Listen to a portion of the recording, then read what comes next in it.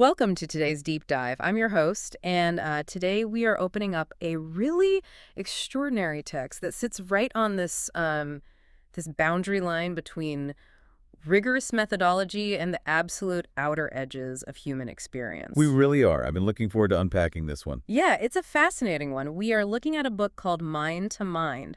It's authored by René Warcollier, and it features a really notable introduction by Gardner Murphy. Right, and it's essential to clarify right up front what this book actually is, because it's not what a lot of people might assume. Exactly. For those of you who have ever experienced that distinct, totally inexplicable moment of knowing maybe you pick up the phone to call someone and they're already ringing you. Or feeling just a sudden acute sense of distress right before you actually get some bad news. Right. So if you felt that, this deep dive is going to provide a remarkably mechanical framework for what you actually experience. We're not looking at a mystical text here at all. No crystal balls, no seance rooms. Our mission today is to unpack this 40-year study by a French chemical engineer. He used these meticulously controlled drawing experiments to map the specific dynamics of telepathy. And the simple summary of his work, the core premise we are exploring, is Warcollier's assertion that telepathy does not operate like a fax machine. It's not just transmitting clear words or crisp images. Exactly. Instead, it functions through a shared, deeply primitive language of unconscious symbols, emotions, and fragmented patterns. Okay, let's unpack this because the context here is super important. It really is.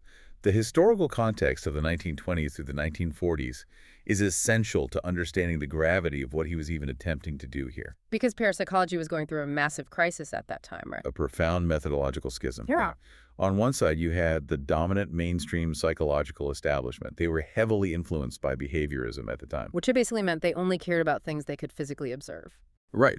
They were increasingly rigid in their demand that only observable, quantifiable behaviors could be considered actual science. And then on the fringe, trying to break into that mainstream, you had researchers like J.B. Rhine at Duke University. And Ryan's strategy for legitimacy was entirely quantitative. He utilized strict statistical models, mathematics, and card-guessing games to essentially force the scientific establishment to just acknowledge the existence of extrasensory perception. He was looking for statistical deviations from pure chance to prove that telepathy occurred, a hit or a miss. A binary outcome, exactly. It was a strategy of accumulation. Like, if you run 10,000 trials and the results deviate from probability by a specific margin. Then you have your proof. But Warcollier was on the completely opposite bank of the river. He was operating from a totally different paradigm. Because he wasn't particularly interested in the sheer statistical proof of existence. He assumed it existed and wanted to know how it worked. Exactly. He was pursuing the topology of the phenomenon. If a thought moves from one mind to another, what is its actual shape? What happens to the data while it's in transit? Right.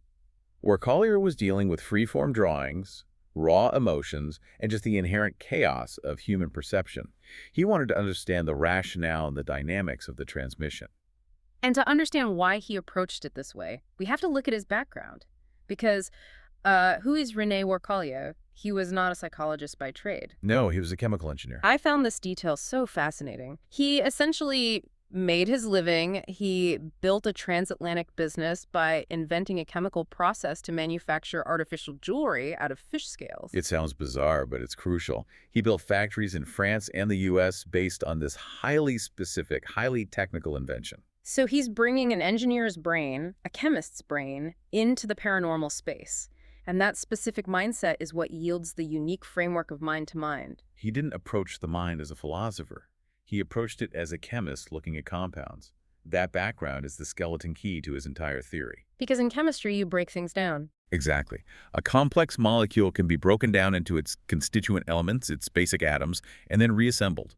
Warcollier hypothesized that a thought or an image in the sender's mind acts exactly like a complex psychic molecule. A psychic molecule, I love that term. When this thought is transmitted telepathically, it doesn't travel intact. The transmission process breaks the thought down into its elemental fragments. So the receiver's mind just catches these fragmented atoms of thought. And has to reassemble them into a new structure. It is an incredibly dynamic, structural view of a phenomenon that is usually treated as ethereal or magical. And this leads directly into one of the big ideas of the text, this foundational worldview that telepathy is a completely natural, biological, human faculty. It is not supernatural. Right, it represents a primitive, pre-verbal need to communicate. He ties it to the universal symbols found in global art, literature, and cross-cultural mythologies. It operates entirely below the level of conscious, structured language. When he uses the term primitive, it is important to note he isn't using it pejoratively. He means foundational, evolutionary. Like baked into our DNA. Exactly. He posits that long before humans developed spoken language, alphabets, or complex grammar, we required a method to communicate basic instinctual states of being. Danger, safety, hunger, fear. Yes, telepathy, in his framework, is an evolutionary holdover from that pre-linguistic era. It is a global, syncretic mode of perception. If you consider how we communicate profound emotions, even now, for you listening, think about this, it aligns perfectly. If you are trying to convey overwhelming grief or absolute euphoria to someone, you rarely rely on a perfectly parsed, grammatically flawless sentence. The words usually fail. Totally. You transmit a state of being through a look, a gesture, the tension in your posture. It's a vibe. You are projecting a raw, pre-verbal emotional state. Warcollier suggests that mind-to-mind contact is simply the unmediated transmission of that raw state. But capturing a raw vibe in a laboratory setting is notoriously difficult. Extremely difficult. And this is where his methodology of drawing experiments comes into play. It was a brilliant way to bypass the linguistic centers of the brain and force the participants to communicate purely through form and image. Let's talk about the mechanics of these experiments, because they are crucial to unpack. The methodology was straightforward in concept, but massive in execution. Yes, the scale was quite something. He utilized agents, the senders, who would focus on a specific target, usually a line drawing, and the recipients, the receivers, would sit in a completely different location and attempt to draw whatever impression entered their mind. And we were talking about transatlantic experiments in the 1920s. The coordination involved was significant for the era. He would assemble a battery of agents in Paris. They would collectively focus on a target image at a predetermined time. Simultaneously, across the Atlantic Ocean, Gardner Murphy and a group of receivers in New York would sit in a receptive state and draw their impressions. And then they would literally mail their timestamp reports across the ocean to compare the results. Which is just incredible dedication. And one of the most striking consistent findings from these long-distance trials was that physical distance seemed entirely irrelevant. The quality of the reception in New York was essentially identical to the quality of reception from someone sitting in the next room over in Paris. Which means the mechanism, whatever it was, did not seem subject to the inverse square law of physics that governs things like radio waves or light, where the signal degrades over distance. Which introduces a massive problem for physicalist explanations. But setting the physics aside for a second, the key insight from the data, and the one that really challenges how we conceptualize this whole thing, is what we might call the law of distortion. The central thesis that telepathic reception is almost never literal. The message arrives, disguised, distorted, and fragmented. This is where his work sharply diverges from the popular cinematic idea of mind reading, where one person thinks of a horse and the other person clearly sees a horse. Exactly. Warcollier found that the conscious mind of the receiver actively interferes with the signal. The eyeglasses experiment in the text illustrates this beautifully. Oh, I love this one. In this specific trial, the target drawing that the agent was focusing on was a simple pair of eyeglasses, just two circles connected by a bridge. Right. And the receiver, isolated in another room, picked up an impression. But they didn't draw eyeglasses. They drew a series of circles, and then they drew a set of dumbbells. Which is wild, because if we evaluate that through a strict binary statistical lens, it is a failure. Eyeglasses do not equal dumbbells. But through Warcollier's qualitative lens, it's a profound success. The elemental form, two symmetrical circles connected by a horizontal bar, transferred perfectly. The structural psychic molecule made it across. However, when that raw, abstract shape surfaced in the receiver's conscious mind, the brain's pattern recognition software kicked in. The receiver's brain essentially asked, "What is this shape? It looks like dumbbells." And so the conscious mind supplied the label and the refined drawing of dumbbells. The raw signal was accurate. The conscious interpretation of the signal was where the distortion occurred. It highlights how much the brain just despises ambiguity. It wants to categorize and label everything immediately. It receives an abstract geometry and immediately dresses it up in familiar clothes. And this distortion effect gets even stranger when we look at the weird and mysterious elements of the research. particularly the temporal aspect. You're talking about latency. Yes. The concept of latency completely upends the idea of telepathy as an instantaneous broadcast. Latency is arguably one of the most conceptually challenging elements of Warcollier's findings. It directly challenges our conventional understanding of linear time and human cognition. Because in numerous trials, the telepathic impression was not received synchronously with the transmission. There was a huge time lag. A target could be focused on by the agent on a Tuesday, and the receiver might not draw the corresponding imagery until Thursday. I was looking at the methodology here, and what stands out is how they controlled for this. Because if someone draws something 2 days later, how do you know it's a delayed reception and not just a random thought? A fair question. Warcollier noted that these latent impressions often surfaced when the receiver entered a very specific state of mind. Usually when they were fatigued, falling asleep, or otherwise experiencing a lowering of their conscious sensory filters. Precisely. It implies a holding pattern. The psychic molecule is transmitted and perhaps enters the receiver's unconscious mind immediately. But the conscious mind is just too noisy, too focused on external sensory data to perceive it. It waits in the cognitive basement. Warcollier uses the brilliant analogy of a latent image on a photographic plate.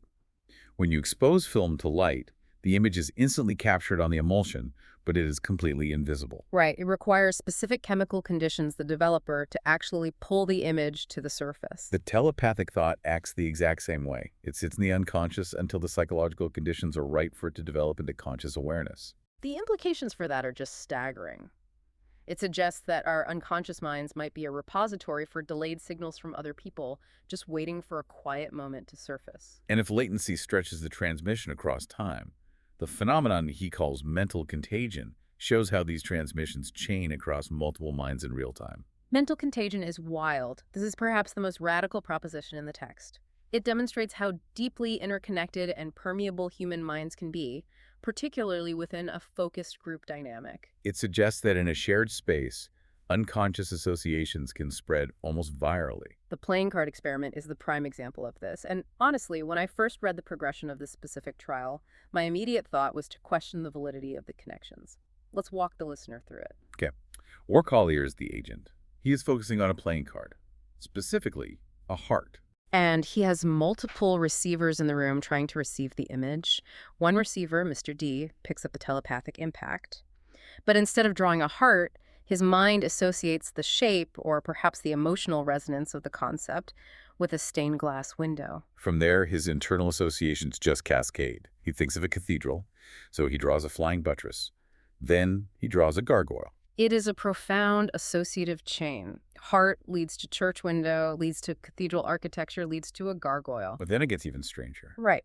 A third person in the room, Mr. A, doesn't pick up Warcollier's original target of the heart. Instead, Mr. A seemingly intercepts the associative transmission from Mr. D. He picks up the concept of the gargoyle. And then Mr. A's mind processes gargoyle through his own memory banks, and he draws a Japanese monster. So we go from heart to window to buttress to gargoyle to Japanese monster. And none of the participants are communicating out loud. It perfectly illustrates mental contagion. The minds in the room are not isolated vaults. They are acting as a network, swapping imagery and reacting to each other's hidden internal associative leaps. Now, I have to play the skeptic here, because this is exactly where a rigorous scientific mind hits the brakes. If I send you an image of a heart, and you draw a Japanese monster, and I spend an hour connecting the dots saying, well, a heart is passion, passion is a strong emotion, fear is a strong emotion, monsters cause fear. Isn't that just pareidolia? Right. Aren't we just looking at clouds and forcing shapes into them? How does Warcollier control for confirmation bias? If any symbol can be reverse engineered to match the target through a loose chain of associations, the experiment becomes entirely unfalsifiable. That is the absolute crux of the scientific critique against Warcollier. And it is a completely valid criticism. If the criteria for a hit are so elastic that a monster validates a playing card, the statistical rigor vanishes. You are no longer measuring a phenomenon. You are engaging in creative literature.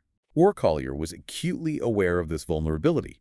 His defense, however, relies on shifting the paradigm of how we analyze the data. He points directly to psychoanalysis. He argues that we already accept this methodology in other branches of psychology. Exactly.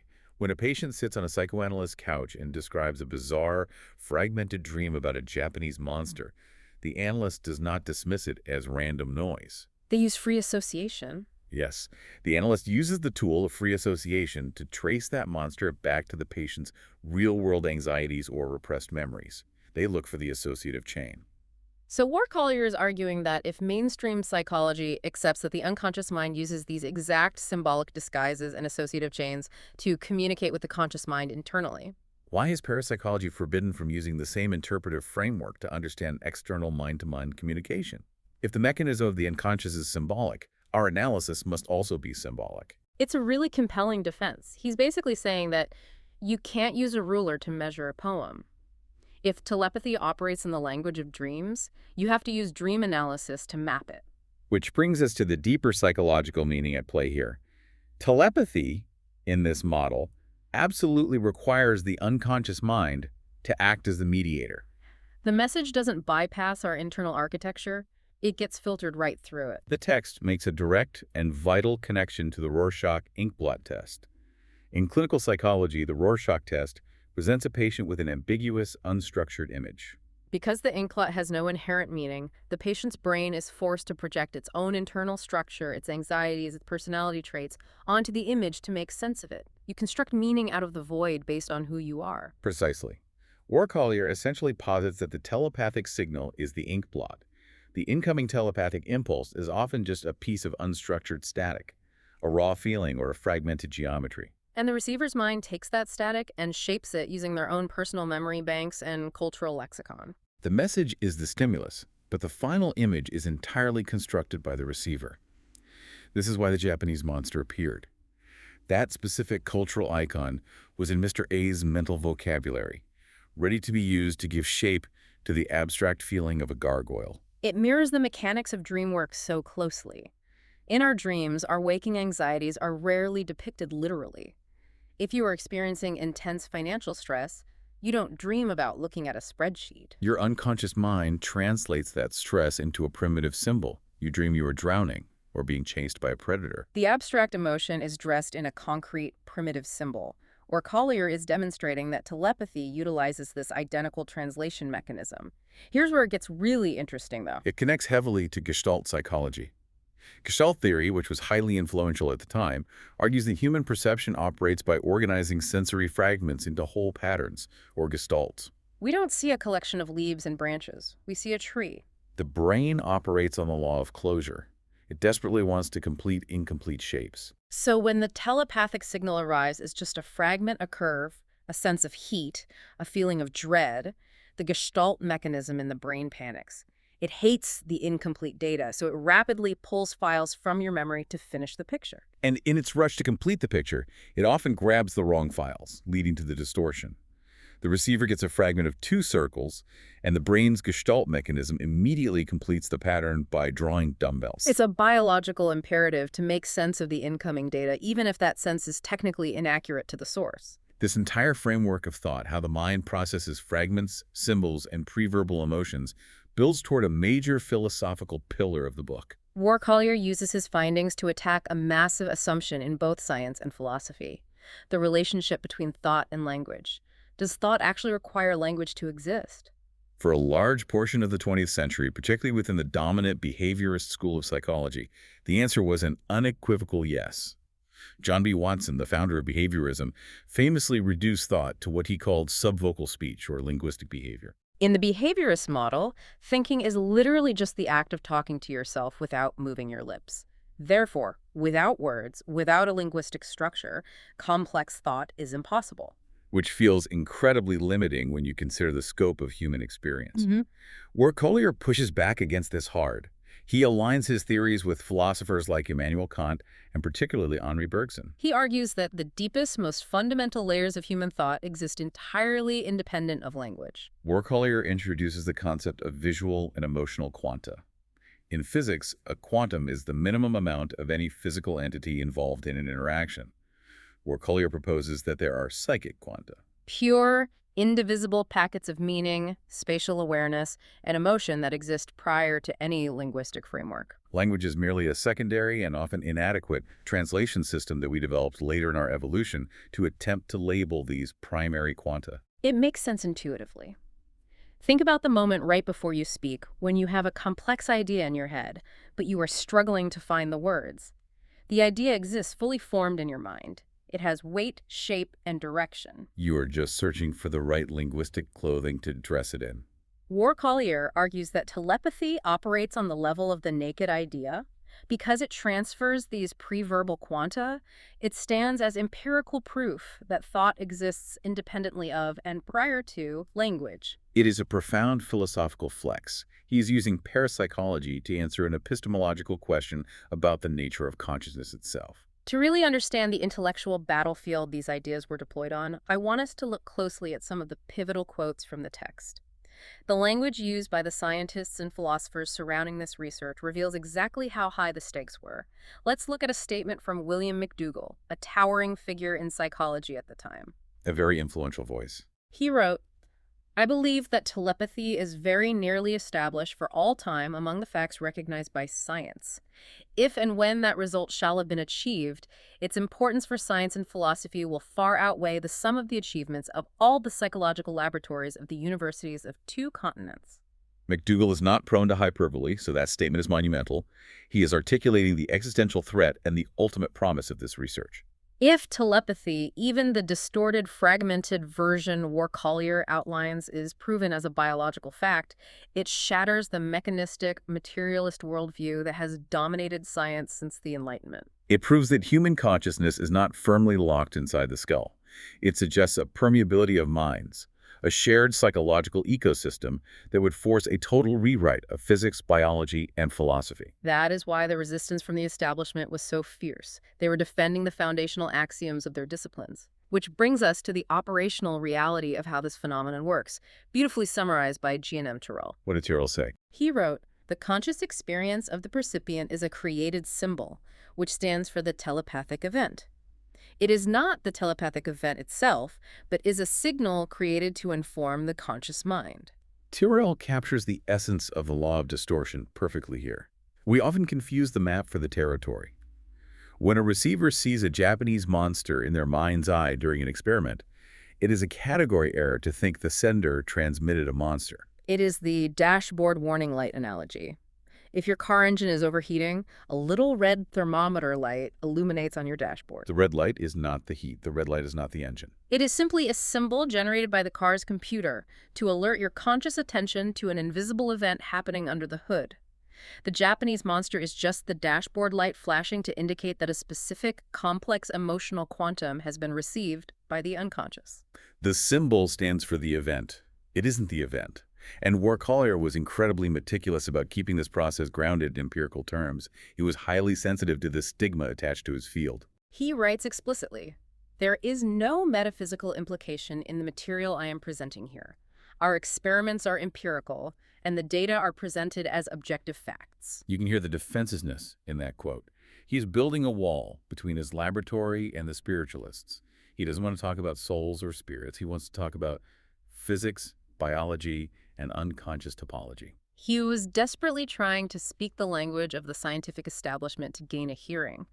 But the establishment, by and large, remained hostile, which is perfectly encapsulated by the quote from J.B. Watson, the prominent behaviorist we discussed earlier. When asked about parapsychological phenomena, Watson stated that he ignores them in the same sense that chemistry ignores alchemy, astronomy, horoscopy, and psychology telepathy. That is a brutal, dismissive categorization. He is equating decades of controlled laboratory work by people like Ryan and Warcollier with reading tea leaves and consulting astrological charts. It is a devastating rhetorical attack.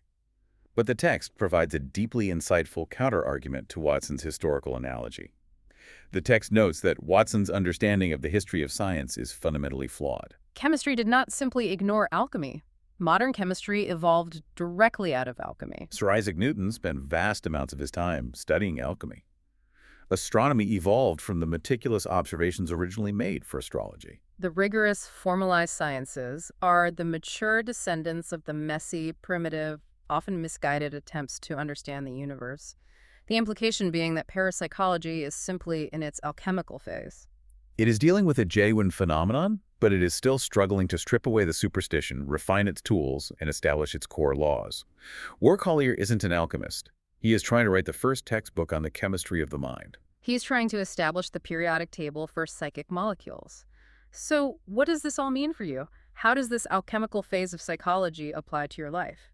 We've explored the history, the bizarre associative chains, the philosophy of language, and the mechanical methodology. But how does this framework of the unconscious mind acting as a telepathic receiver impact the way you interact with the world today? The most profound practical application of Warcollier's theories lies in how we understand empathy, intuition, and group dynamics. If mental contagion is a genuine biological mechanism, it means we are constantly silently sharing an unconscious emotional space with the people in our immediate environment. Consider your own experiences in highly cohesive groups. If you've been on a tight-knit athletic team, in a specialized work unit, or in a long-term partnership, you have likely experienced moments of intense, nonverbal synchronization. You walk into a room, and instantly, before a single word is spoken, you map the emotional topography. You know exactly what the other person is feeling, or you anticipate their action seamlessly. We casually dismiss this as reading the room or simply being observant. Warcollier's framework suggests that this is not merely rapid deduction based on micro-expressions. It is an actual, subtle transmission of primitive emotional quanta between nervous systems. Empathy might literally be latent telepathy. And if empathy is a form of subtle telepathic reception, Warcollier offers a concerning diagnosis for modern society. He posited, even decades ago, that human beings are becoming increasingly deaf to these internal signals. Our conscious minds are so bombarded by external sensory data that we ignore the subtle stimuli bubbling up from the unconscious. If that was true in the 1930s, imagine the scale of the problem today. We are constantly tethered to devices designed to hijack our visual and auditory attention.